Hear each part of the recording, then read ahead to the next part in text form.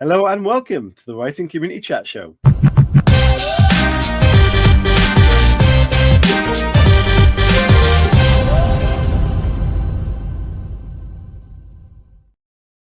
Hello everybody and welcome to this week's Writing Community Chat Show. We've got a fantastic guest back on the show. You've seen him before if you follow this show, and if not, we can link that right there. It'll pop up somewhere and you can go and check that out with his road to writing and all that good stuff. But for now, we're going to get him back and talk about his brand new book.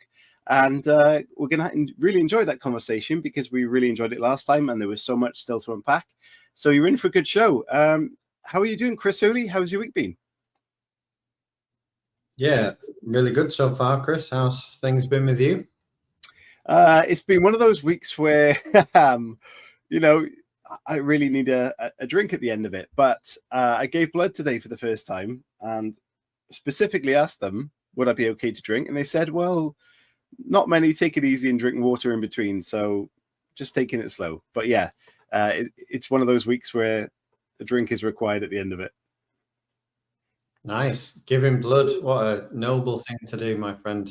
Yeah, I'm sure somebody will appreciate that at some point in the future if they get into a spot of bother. But yeah, I've been reading Start With Why again this week, and I was thinking before I came onto the show, I was like, what is our why? Why are we doing this? Like, why are we chatting to these people? And I thought, do you know what it is? It's we are trying to help people be the best writers that they can possibly be. I think that's our why, and I think that's what it always has been, because we got into this by going, we don't feel like we're the best at it.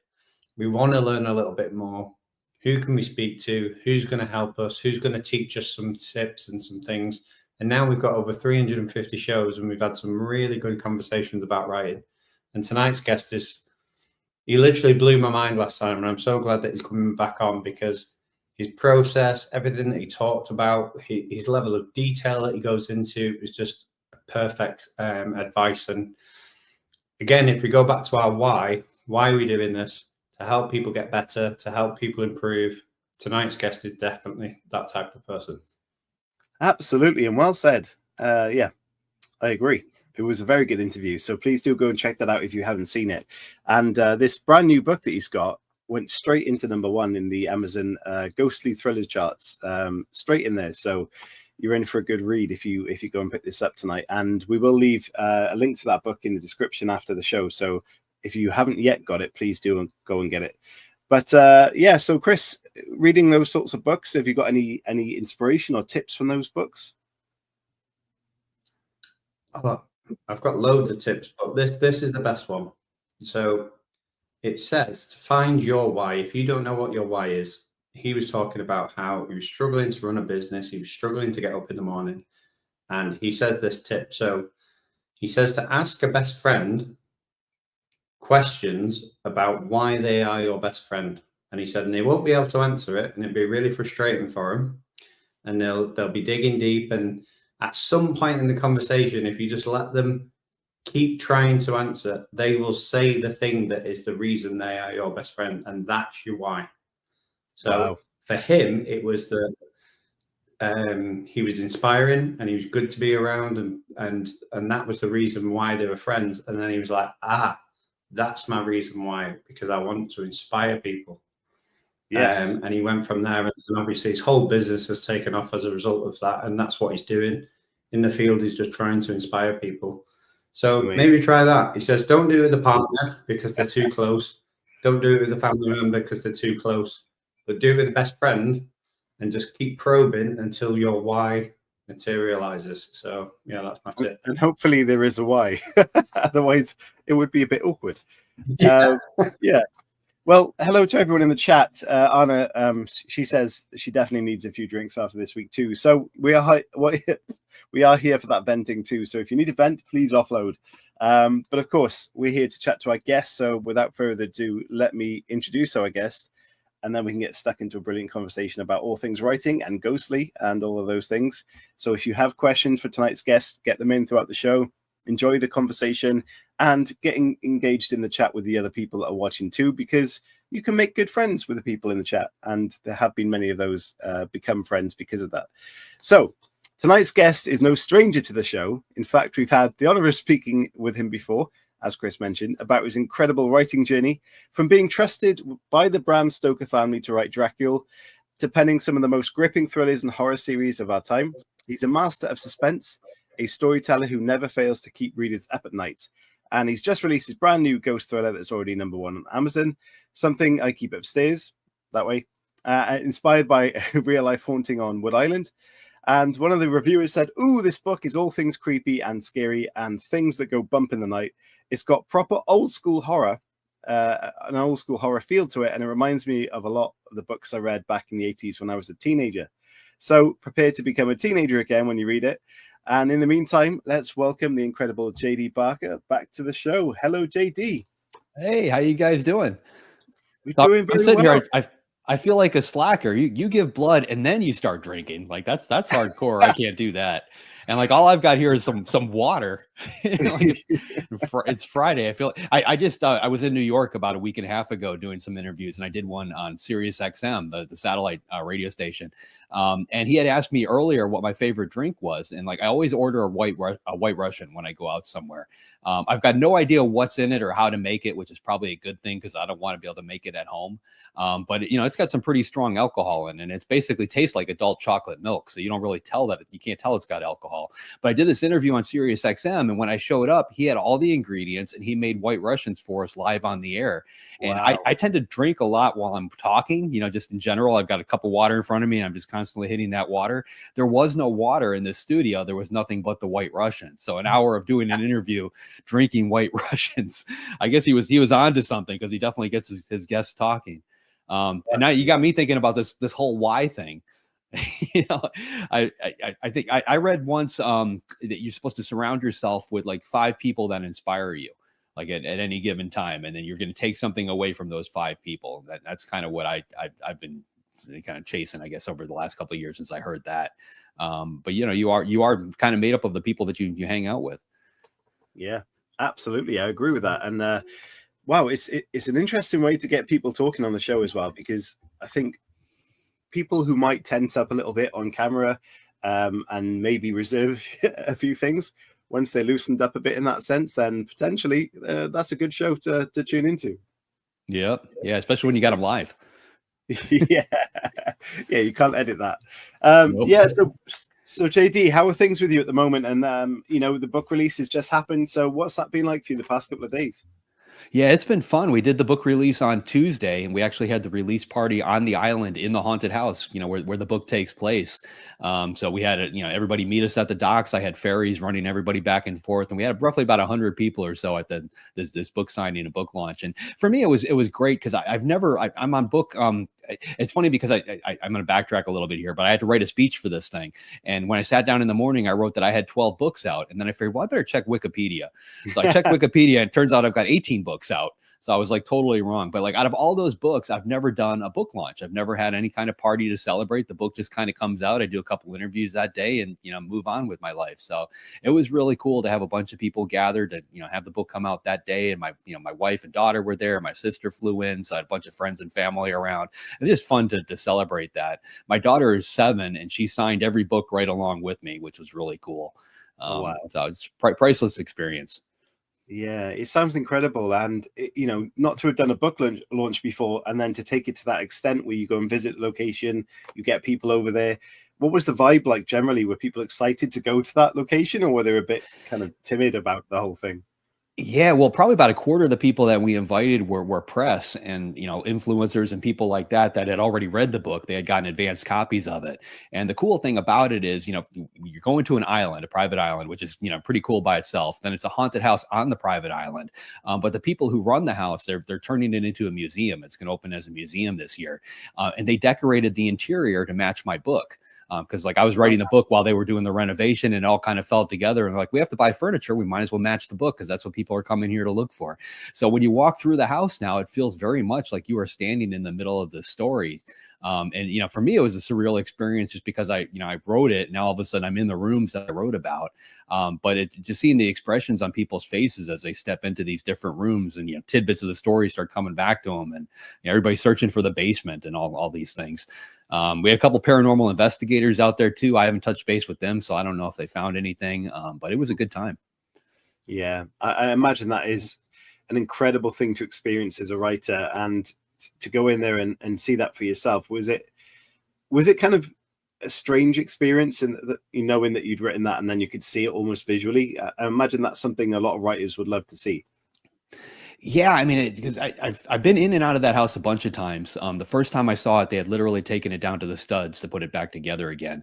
And I had the floor plan for the house in front of me pretty much the entire time I was writing the book, to make sure I stayed true to that. But seeing the place now, like what actual finishings inside, and floors done, walls done, and everything, it's hard to explain. It's very surreal. I had a similar vibe. I wrote that prequel to Dracula that you mentioned at the beginning, and I had never been to Ireland, but the bulk of the book takes place in Ireland. So after the book was released, we went on the tour, and we eventually ended up in Dublin. So I got to stand in the same streets that I had in the book, and it's such an odd feeling, because in that, I knew that place as 1800 something Ireland, so like a lot of those things still exist. So I would stand in front of like a church that I had in the story, and everything in that church, and the way it looks, the facade was identical to the way I described it. But then like right next to it will be a bank and a McDonald's, so it's like now you're back in the 21st century again. But it was cool, at the time, to walk in Bram's footsteps. Yeah, I can imagine that would be amazing. I'm also interested in the way that you said you had to check how many books you actually released. So during that obviously amazing career that you've got in terms of your publishing, at what point does that become a blur, where you just, obviously people kind of forget how to pitch their book because they're moving on so quickly to the next? But out of all those books you've done, is there anything or any story that's really stuck out for you in those past 18 books? Well, I've learned to keep it straight, first of all, because it does get confusing. Like when I turn in a book, it takes about 2 years for it to come out. So even though I've got 18 published books, I probably have another 4 or 5 that are in the pipeline, working their way through. I've got 10 to 12 right now that I'm actually working on. So it's kind of hard to keep track of all that. And with them coming out in different countries, that happens all the time too. So I've got, like you take a book like The Fourth Monkey, it's on, it's still on the bestseller list in various places. So it's constantly releasing in new places. So it'll come out in, let's say, Bulgaria. And I'll have to get on a Zoom call like this and pretend like it's a book that I just finished writing, more or less, like it's a brand new book, even though I wrote it back in 2014, 2015. So that can get a little odd. But it's fun, like there's no other way to describe it. I mean, just every time, that book launches, it's a crazy experience. Yeah, that's bonkers. I think it must be very odd to see your book in a different language, or written in a different language. I know a lot of authors come on and they have those copies. Is it something you do, keep the copies of the ones that are translated?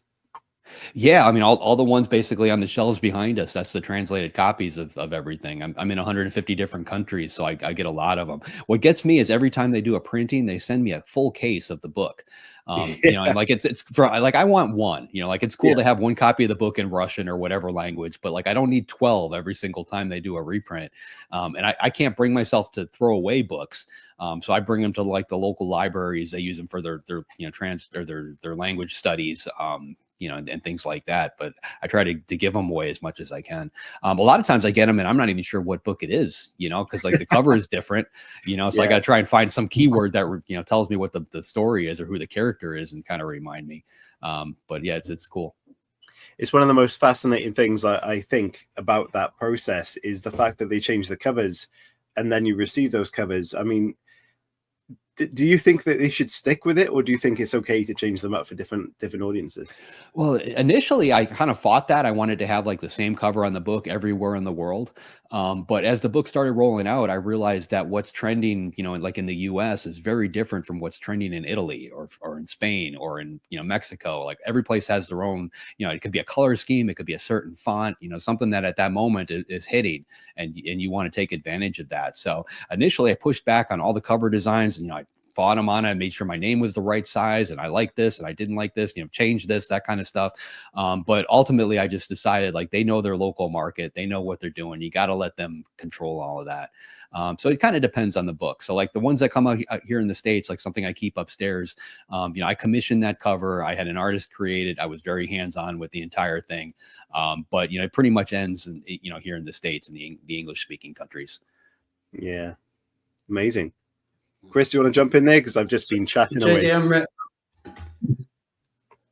No, it's all right. I've got a sort of query in terms of how do you navigate that process of, you plant a seed, essentially. It sounded very much like pregnancy to me. Like you finish this book, you wait 9 months to a year or whatever for it to come out, but then obviously you're writing as well. So how do you manage to navigate the two in terms of, I'm staying in this moment, writing this book, but I've also got this shiny book coming out that I wrote 2 years ago, and I've got to celebrate that and enjoy that moment as well. But I'm still very much in work mode here on this novel. So how do you navigate that? I kind of break up the day in a way where it works. So like when I get up first thing in the morning, I hit the desk at 7 and I just start writing whatever my current book is. I don't even look at the internet until I get my word count in for the day, which is usually about 2,000 to 3,000 words. Then after that, I flip the internet switch and deal with all the emails and everything on the business related stuff. And then after that, I either work on editing. If I've got a book that's coming out and it's in the editing stage, I'll work on that. If I don't have one of those, I'll work on an outline for a future book. But I've always, it's almost like I'm jumping around. Like I've got 2 or 3 projects that I'm always working on at the same time. So when I finish one up, I just kind of shuffle a new one into that slot and just kind of keep going. So I don't have any kind of lull or quiet time in between. I've got plenty of author friends, they'll write a book and then they'll turn it in and they'll take 3 months off or 4 months and, until trying to get a little quiet time. And I can't do that. Like I need to work on this every day. I'm a workaholic. Mm. And JD, you mentioned before about the 7 people or the 5 people that are sort of like you get around and they inspire you and influence you. So who are those people in your life? It's a lot of the big name authors. I know Dean Koontz pretty well. He's given me a ton of advice. Stephen King's been very helpful. Working with Patterson has been priceless. So those are probably the 3 big ones that you guys would know. Other than that, it's friends and family, just people that inspire me. I mean, I love to sit down and have a conversation with somebody that can surprise me, or teach me something new. I'm always trying to learn. So those 3 that you mentioned, Koontz and King and Patterson, obviously the envy of most writers, the fact that they are, in your close circle. But what have they each taught you that's helped you along your writing journey? Koontz was very helpful. Like, first of all, I met him because we sent him an ARC copy of The Fourth Monkey to review, hoping to get a blurb out of him. And then we just got, over years, we just cultivated a friendship through email. So that's it's no different than any other business. I mean, you create contacts, you cultivate that, you turn it into a business relationship. So that's kind of how they've all come about. But he was very instrumental in just shaping how I would publish. My Wikipedia page is defined very similar to her or to his. I define myself as a suspense author who may include elements of horror, sci-fi, this or that. I did that on purpose because I didn't want to get pigeonholed into writing one particular type of book. Like that scares me. Lee Child was one that kind of, like his career is fantastic, but I don't want his career because, he wrote a couple of books that, didn't take off. And all of a sudden the Reacher book did take off and he got stuck writing those Reacher books over and over and over and over again, the same book, but different. Like that, I do not want to do that. So Koontz very early on, he told me to take a look at his Wikipedia page, come up with a common thread, something that works where I can bounce around between genres and then follow through with it. So if you look at the books that I published, my first one was a horror novel. Then I did a thriller. Then I did the prequel to Dracula. So we're back into horror. Then I released another thriller. I purposely bounced back and forth between the genres. And what I find is it's almost like being a literary Pied Piper. I'm grabbing people from this audience, from that audience, and bringing them all together. At one point, I was told that my primary reader was women 45 and over. So I wrote a young adult book that would also appeal to my older fans. And that allowed me to rope in people in their teens and their 20s. That book today is taught in high school because it's basically used as a gateway into reading Great Expectations and Charles Dickens and stuff like that. So I use genre as a way to kind of branch out. Mm. So with genre, then obviously you mentioned two there that you're really keen on with horror and thriller. What's your purpose when you're writing these books? I don't know if there's like a defined purpose. I mean, if anything, just to entertain. I always tell people that I write literary popcorn. You're not going to find any, huge life-changing moment or, meaning in any of my books, but, I'm hoping I can distract you for a couple hours, take you away from whatever's going on in your life and just entertain you, just sort of like a good movie. Yeah, that's a good answer. On that topic of writing thrillers and horrors, is there a true sort of love for you in either direction, or is it something you just really like writing both of? Because I imagine a lot of people really prefer writing sort of one genre over another, or is it kind of equal for you? If I had to pick one, I think I prefer horror. When I was young, one of the very first adult books that I ever picked up was Dracula. I found it at a yard sale when I was 8 years old, and it's the first book that ever scared me to the point where I had to leave the lights on for like a couple of weeks, I think, at night. And I've been chasing that emotional reaction ever since, either in my own writing or in stuff that I read. Trying to recreate that. And horror, to me, it's easier to do that. Like you can pull it off in a thriller. But not quite as much. Thriller is more about pacing, just fast paced action, that bam bam bam bam bam. Horror, you can slow down a little bit. You can really dig in deep. You can get a little bit more graphic. So I combine a lot of them. If you read a book like The Fourth Monkey, there's a lot of horror elements in there. There's a lot of very frightening graphic type moments that you wouldn't typically see in a thriller. But I think that's why it works. I think that's why people like it, because they're picking it up as a thriller and they're finding something a little different. So interestingly, then, with the comment that I read at the start of the show, that was a review on Something I Keep Upstairs, the person said it made them feel like a teenager again, and the kind of things they read in the horror world as a teenager. So is that something that you actually kind of work towards, knowing how much you respected Dracula as a young person yourself? I think with this particular book, it's the vibe that I created. It feels very much like an 80s Stephen King kind of thing. Not because I was chasing Stephen King, but I wanted that particular feel. Like the story is told from a point of view of a 17-year-old kid. The protagonist and his friends are all high school. They're juniors and seniors in high school. So I think that is a big part of that. And I honestly like telling stories that take place a little while, like in the 80s and the 90s.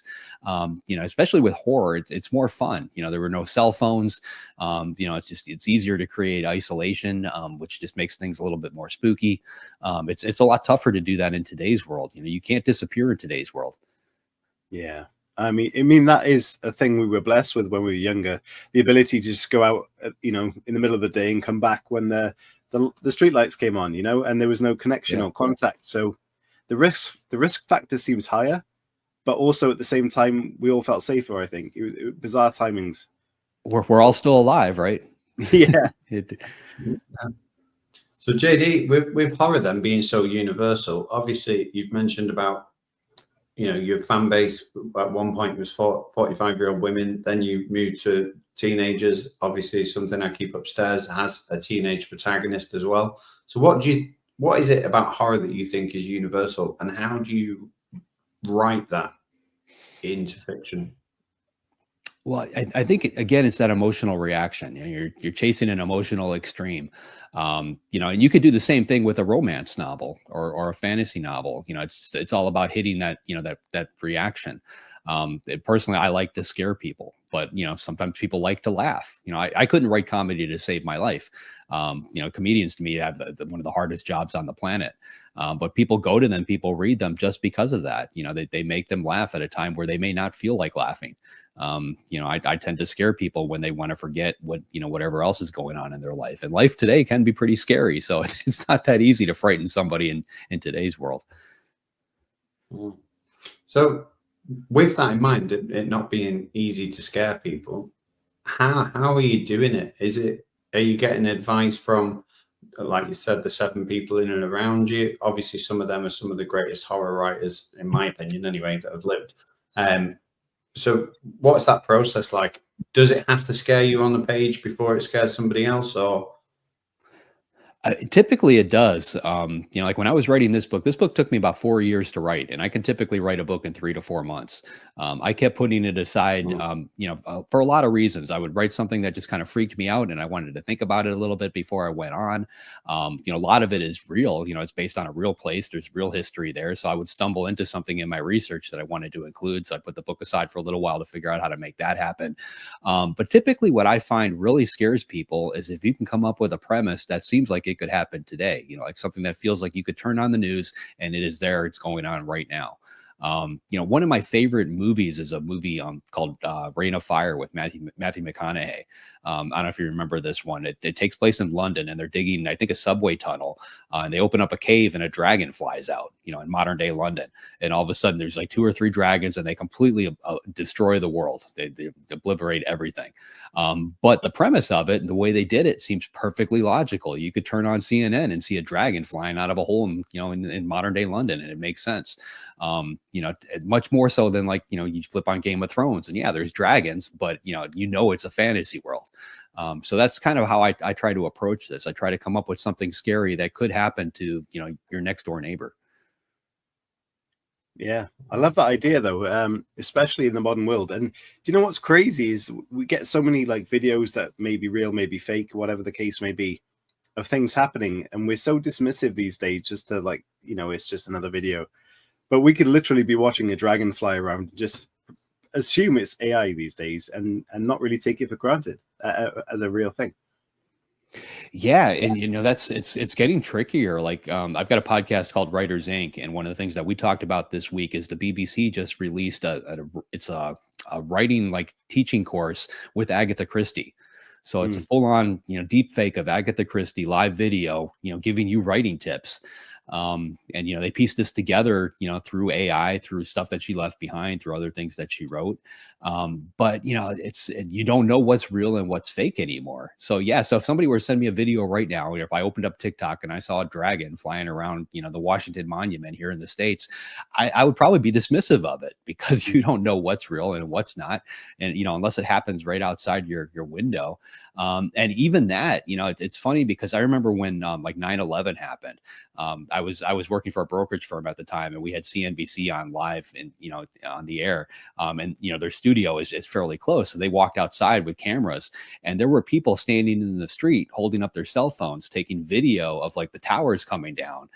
Literally like right there in front of them. It was almost like they felt like they were watching an event unfold, not realizing that they could actually get hurt because it was really unfolding. Like we've been so desensitized to all these different things, we don't even feel the danger of it anymore. Yeah, absolutely. And that's obviously a new challenge for writers who love to write horror or thrillers or whatever the case may be, or science fiction, because things are changing so rapidly at the moment. Then there's a whole new world to tap into in terms of writing.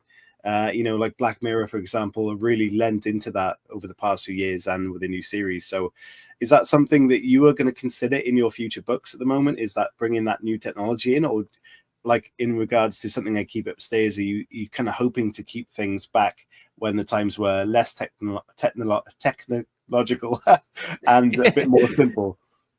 Welcome to talking after giving blood and drinking. I bounce back and forth. I mean, my last book, it was called Behind a Closed Door, and it was based almost 100% on the latest tech. It was all based on how our cell phones listen to us and the terms of service that we agree to when we load apps on our phones. So I dove, head first into that. So I'm comfortable working in both worlds. I think it just depends on the story. For this one, it felt like I needed to go back a couple of years for a few different reasons. The house itself, like I mentioned, was real. I was basically creating a fictitious timeline for it. So back in 1948, it was owned by the Coast Guard. In real life, they gave the house to the town of Kittery, which is the municipality right next to where the Coast Guard base was. So the town took it over. In my book, they sold the island for $1 privately. And then I created a fictitious timeline that takes off from there. So that means I had to work within the years of that particular timeline. And I wanted to bring it to present day, where today, they're turning it into a museum. So at the end of the book, that's the exact same thing that's happening. So I had to work within that window. So that's basically what created the timeline that had to take shape for this book. Yeah. In a lot of these books where the main events take place in a house, people always say that the house itself becomes a character. So obviously this house that you've set it on, it has a lot of character in itself anyway, but how do you put that character onto a page? And did you take that approach in terms of this house needs to be a character within itself? I think you have to, you know, and a lot of times it could be the location, you know, like New Orleans is a great example. You know, like New Orleans, the city has a particular smell to it, a particular look. You know, that smell and look will change from, you know, from 12 o'clock in the afternoon to 12 o'clock midnight. You know, like you have to be cognizant of all that. And if you include those kind of details in the book, it just makes it seem that more real. With this, you know, it's a real island, a real house, you know, so I had a lot of things I could pull from. So I got as descriptive as I possibly could. Wow. What does it smell like? Can you describe it or not? New Orleans or the house? Yeah, well, yeah. New Orleans. New Orleans, have you ever been there? No. So it's crazy because it's literally a party town 24/7. But they do a fantastic job of cleaning it up. So it smells very much like a club. You know, when you get to like 11 o'clock at night, 1 o'clock in the morning, 2 o'clock in the morning, it smells like beer and a lot of other things pretty much everywhere. But they literally clean the whole town down. It's like they hose it off in the middle of the night. So by 3, 4 o'clock in the morning, it is all sparkling and clean and fresh and ready to start over again. And you know, if you're writing about it, if you're living there, you need to describe those kind of things, because I think that's important. You know, Chicago's got a very different vibe than New York. Boston's got a different vibe from both of them. You know, London is different from all of those. You know, you have to, you know, you don't necessarily have to go there. You know, in today's world, we've got Google, we've got plenty of videos you can watch. You can piece enough of it together. But sometimes it does help to actually be on site, at least for a little while. Yeah, definitely. Is there somewhere in that case then you'd like to discover or to travel to in the name of research that you haven't been to? The only one that's really on my bucket list right now is Egypt. I'd love to go to Egypt. I'd love to visit the pyramids. I'm watching all this stuff really closely. I don't know if you've heard this yet, but they found like these tunnels and structures and things underneath the Great Pyramids they think are actually there. I would love to somehow get involved in that research. But I'm not an archaeologist. I'm not the kind of guy they're going to call. You know, but that fascinates the hell out of me. You know, like people in a lot of ways we're naive. You know, like this planet has been around for billions and billions of years. People in you know, this incarnation, we've been around for around 400,000 years. You know, that is a drop in the bucket. We've got no clue what happened, you know, 2 million years ago or 20 million years ago or 1 billion years ago. You know, it's all just guesswork. You know, so when they find something like that, you know, to me, it's just another little bit of history. I think it might end up changing everything that we know. Amazing. Yeah, definitely. JD, I'm really interested when you go back to write a novel that's like set 40 to 50 years to where we currently are. How do you manage the sort of social and political aspects of where we are now and sort of navigate the characters in that time? I stick to whatever was true in that particular point in history. You know, to give you an example, I have a book that I'm working on now that takes place in the Deep South here in the U.S. in the 60s. You know, there were obviously a lot of civil rights things going on. The way people spoke, very different from today. But I will double down on the language that was used back then. You know, the way people treated each other. I will keep it as real and authentic to the real world as I can. And I get that that's going to offend people today. But I think it's important that we do kind of keep that thing alive. Like we need to understand, you know, why something is offensive. And if we just whitewash it, pretend it didn't happen, we're going to forget. And that's, you know, when things tend to repeat. So, you know, I try to be true in just about everything. I mean, I get pushback on a lot of stuff, you know, like, you know, a couple of years ago, like diversity was a huge thing. Like my publisher would pick up a book, they'd have somebody read it and they'd say, well, you need to have a person of this or a person like this, or somebody who speaks like this. You need to include that in the story. I'm like, yeah, but in this particular city, this particular time, that wasn't a thing. You know, and I pushed back on that. I try to hold true to the story, not necessarily what's happening in today's world. Yeah, that's an interesting. How do you navigate pressure? I'm sorry. Yeah, sorry, Chris. Yeah, I was just saying, how do you navigate that pressure in terms of if you've got, you know, maybe publishers saying you need this, this, this, and obviously you've talked about the story being the most integral part of it. But can you give us any sort of examples where you've doubled down and sort of like how you've managed it and navigated it? Like A Caller's Game is a book I wrote a few years ago. Are you familiar with George Floyd and everything that happened here around that time? Okay, so this book was going shopping to publishers around the same time that all happened. And there's an opening scene with a cop in New York, and I had a couple paragraphs, I mean, literally 2 or 3 paragraphs, where he was complaining about the body cam that he has to wear 24/7 when he's working, and how that footage gets, can be construed and used against him. And these are real thoughts by real cops. This is how they feel. But the publisher pushed back on it. They felt that, because of the stuff that just happened with George Floyd, that the general public would be offended by reading that kind of thing. And they're like, you should just take that out. I didn't take it out, so I basically, I'll tell, I'll hear them out, if they have a legitimate reason and I feel it makes sense, I'll do it. But, to me, a story is a story. Everything is there for a particular reason, and outside influences like that, I don't think should shape the story. Interesting. I like the idea of, going into that sort of real element and real thought process behind that. Is it something you talk to police officers about, what they feel about wearing that sort of camera body or body worn cameras? Is that something you actually researched? Yeah, I speak to people in all types of different professions. That's one of the reasons why I like co-authoring. I wrote a book about a year ago called Heavier the Stones with a woman named Christine Daigle. In real life, she's a neuropsychologist. So I could fake my way through that knowledge base, through Google searches and things like that if I needed to create a character. But having that authentic voice in the writing room, that's priceless. You can't beat that. So if I have a book that's about an archaeologist or about a doctor, right now I'm writing one that's based on a plastic surgeon. So I, got a hold of a plastic surgeon, and I've had tons of conversations with her to make sure I'm getting in, properly in her head, like what's going on in her mind. If a patient walks in and asks her to do this, this, and that, what is she thinking? Because the book itself is being told from her point of view. So I want to make sure I have those thoughts right. And again, like I could fake it, but that's not authentic. So it's worth picking up the phone, having a couple of Zoom calls. And you'd be surprised, if you're an author, people are willing to talk to you. On the law enforcement side, all the big agencies here in the States have, liaisons specifically for that. So if you're writing a CIA character, there's people at the CIA who are specifically there to help you shape your novel and make sure it's authentic. You just have to reach out. Wow. I was going to ask the question that how would you advise people who have never really reached out in that sense, how to approach reaching someone and not sounding too kind of forceful perhaps, or maybe asking too much? How can they make that connection? Most people I think are flattered by it. You just send them a quick email off their website. Just say, hey, I'm an author. I'm writing a book about this, this, and that. I'd love to speak to you about this. And, I don't think I've been turned down yet. People like to talk about that kind of stuff. I think they like the fact that you're taking the time to, to get their particular profession or their life correct, so they're willing to help. Yeah. Yeah. JD, if somebody's watching this and maybe they've not written a book yet, and they're taking all your advice and they want to put a little bit of a team together, what advice would you give them to create a team, and what would they need in that team in order for them to be successful?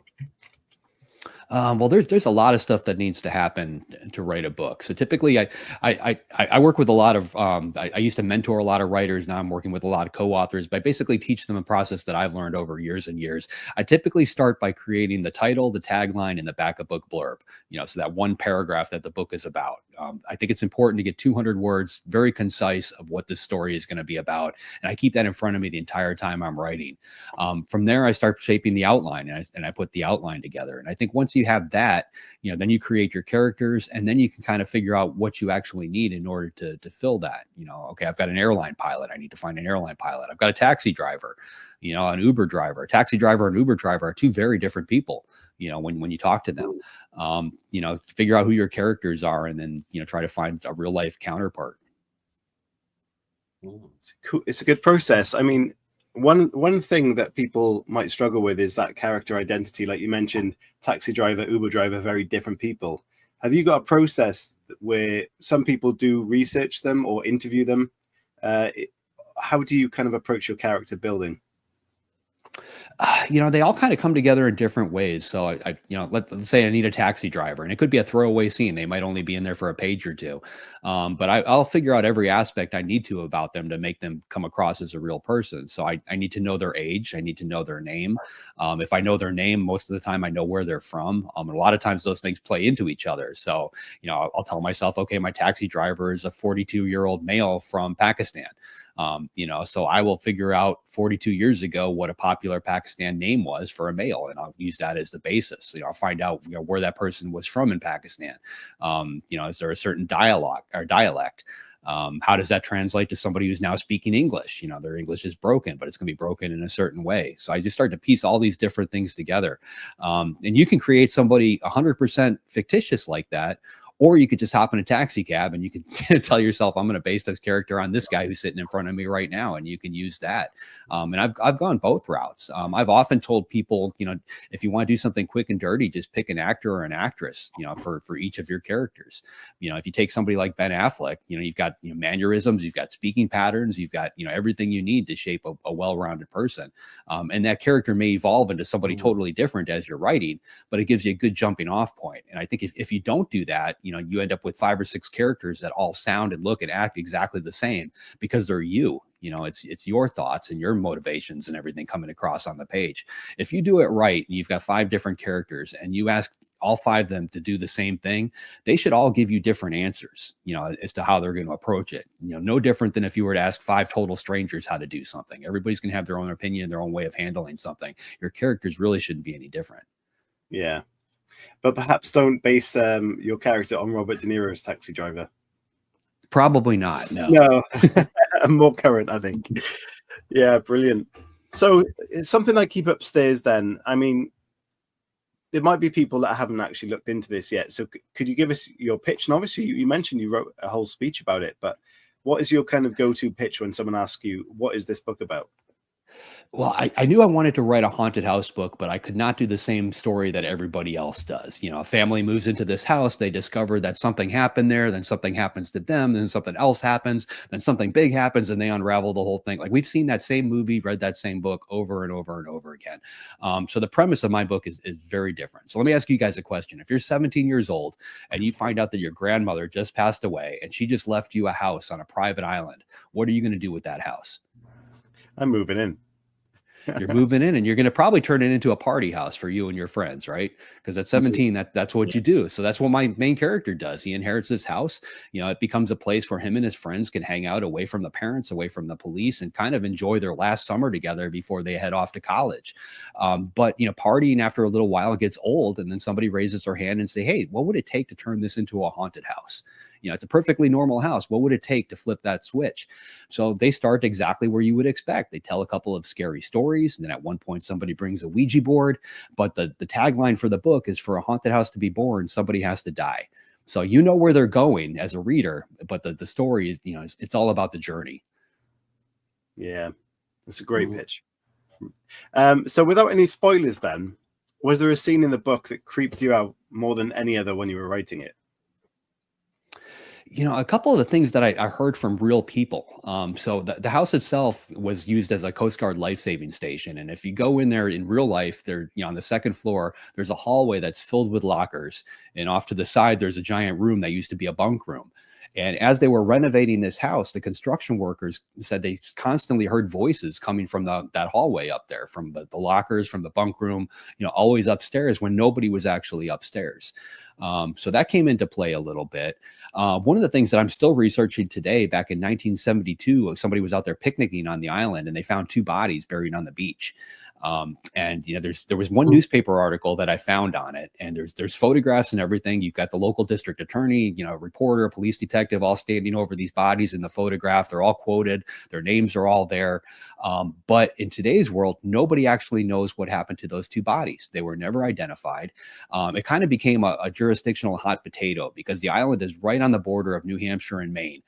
So both jurisdictions, like, neither of them wanted it. They're like, you take it. No, you take it. You take it.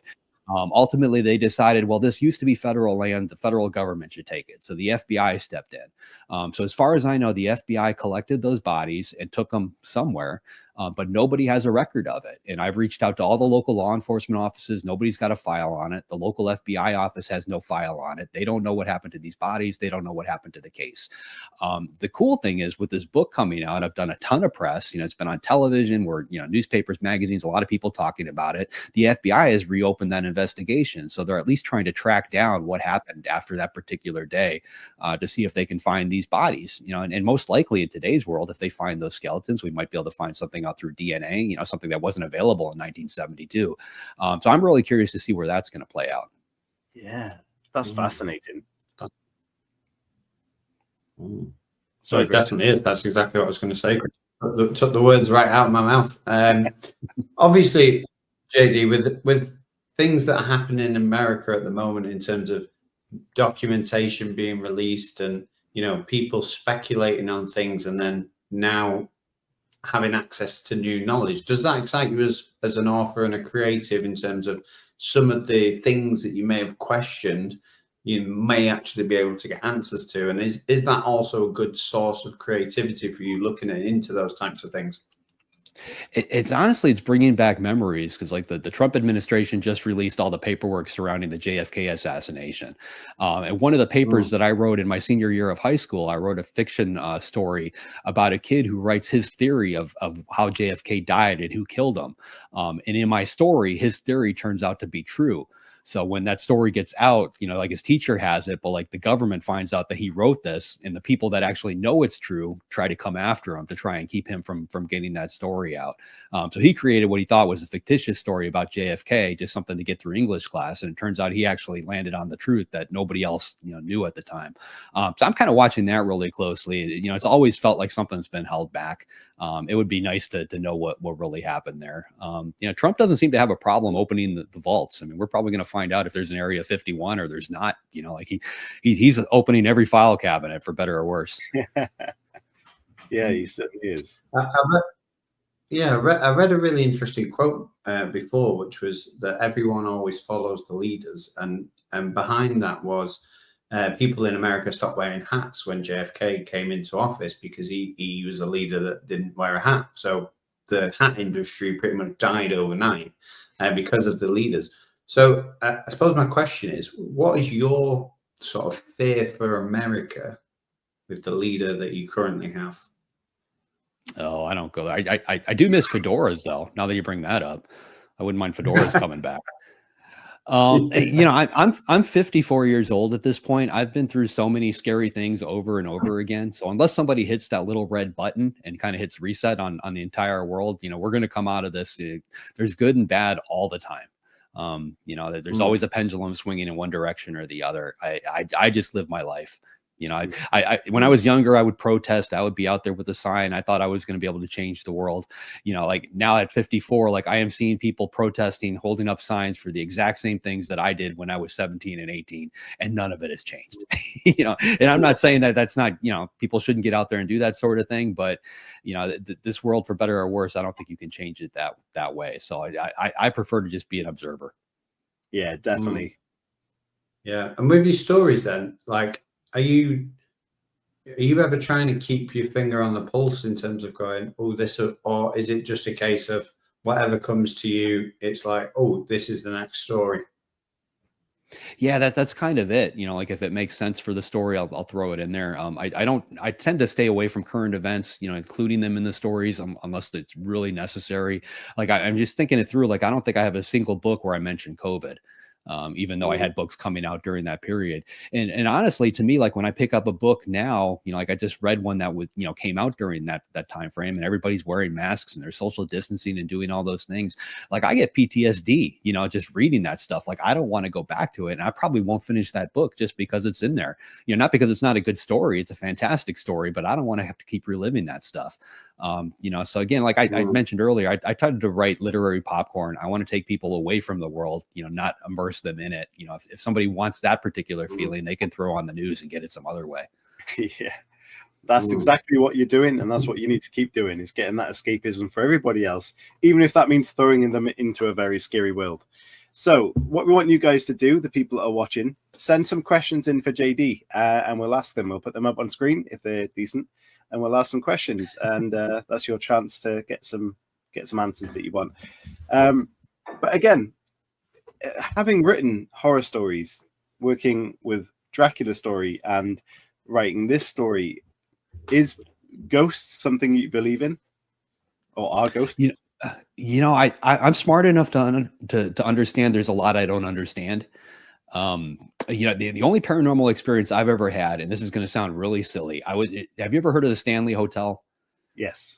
Okay, so the Stanley Hotel is the basis of Stephen King's The Shining. So him and his wife, they were traveling through Colorado. They stopped at this hotel the night before it was supposed to close down for the season because the winters there get harsh enough where they can't stay open. So they were the only residents in this hotel, and that's how he got the inspiration for The Shining.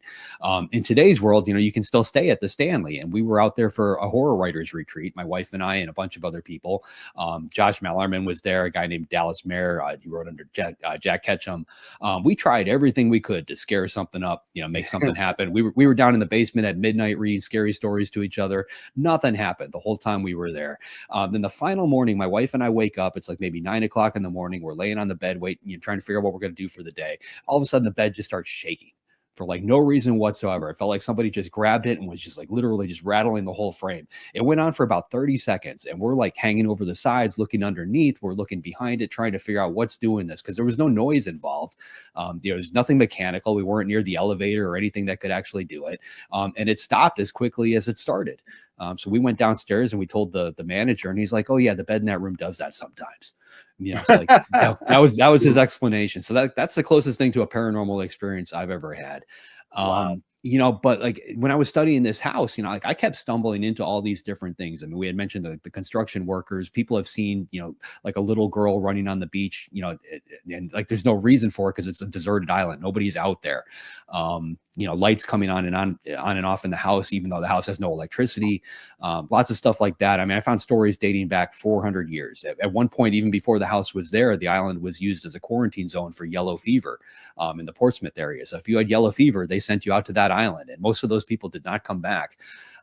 During the Spanish-American War, they used to dock ships out there. So if they captured a Spanish vessel, they would dock it on the island, and they'd literally keep the people on the boat until they died of either starvation or disease. And then they would take the boat because that's all they cared about.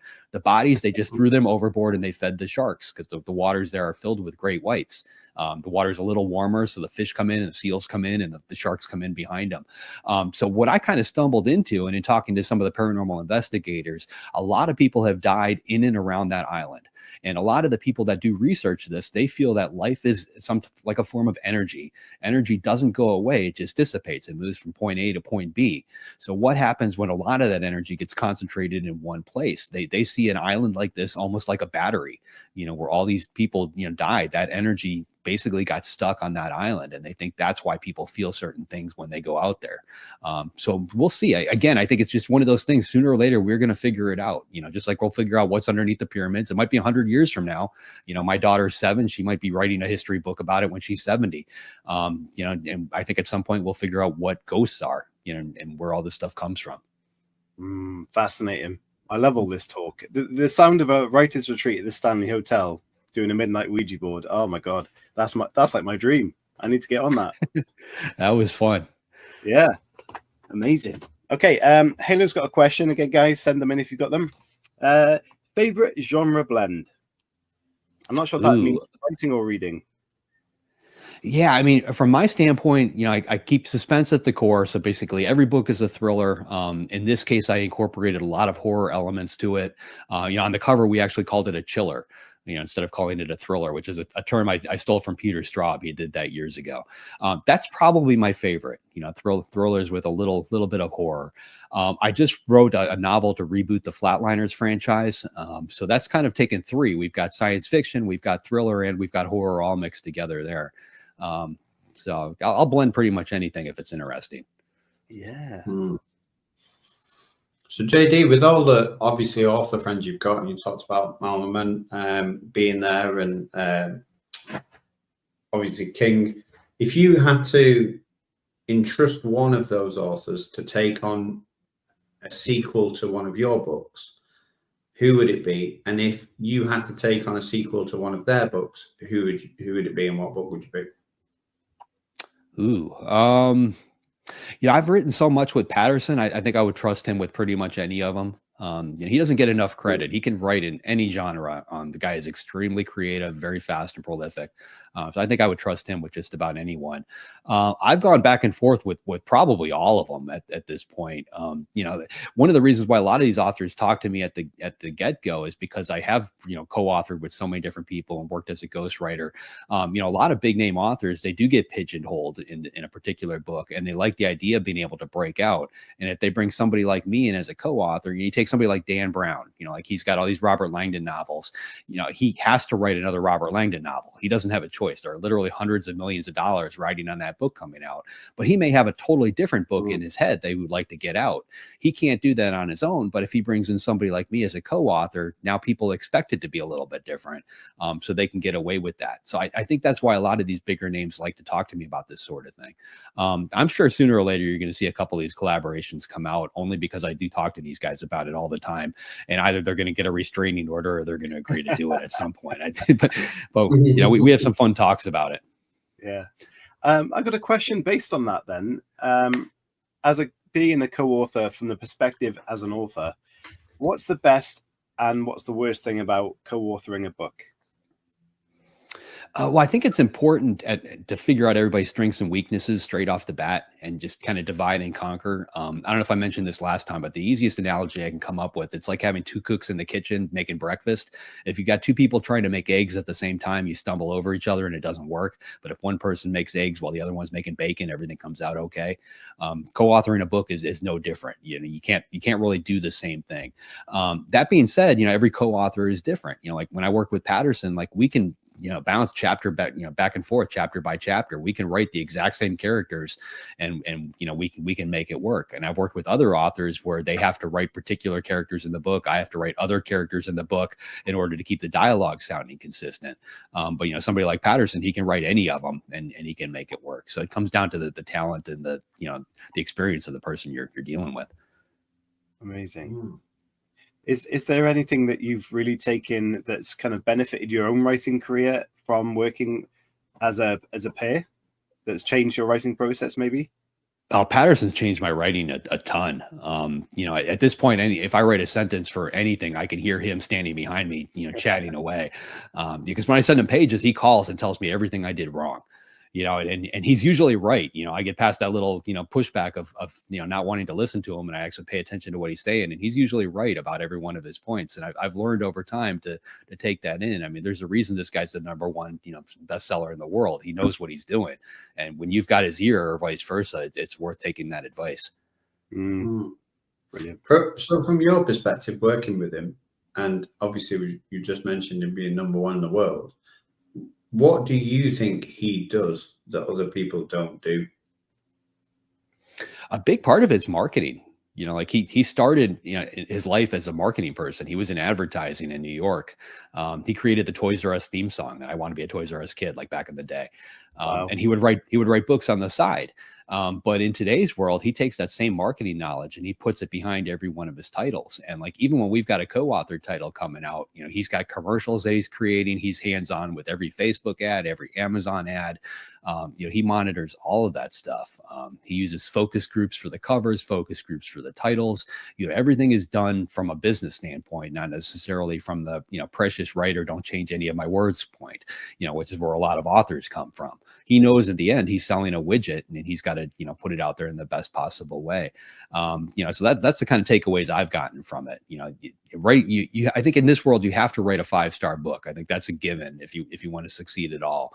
But that's still only half the battle. Creating word of mouth, creating buzz is the other half, and you have to do something different from everybody else to pull that off. Amazing. Great answer.